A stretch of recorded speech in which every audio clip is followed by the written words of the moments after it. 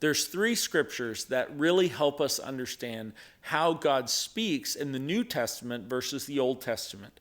In the Old Testament, there was the prophet. Hebrews 1 talks about this, where in the Old Testament, God spoke to his people through his prophet, but in the New Testament, he speaks to us through his son. So now we have access to Jesus, where the prophet was the only one that got 100% of what God was saying, and that was all the people had to depend on in order to get it.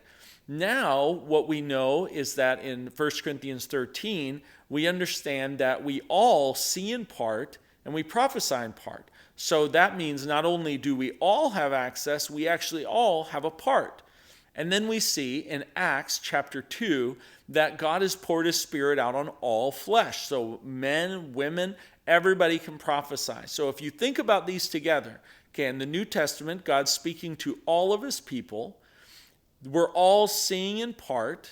We're all prophesying in part. So we need one another collectively in order to hear God. It's not just about a prophet that now goes off and hears from God for us. We can all engage in this activity with dialoguing with Jesus. So if you think about that, that means that as we're dialoguing with the Lord, we need other people. So I really recommend having a core group of, I call them sober people, not ones that are drunk on their own power or having a strong agenda for your life, but people that are truly surrendered, that will seek God, that will listen to his voice and report back to you what they're sensing.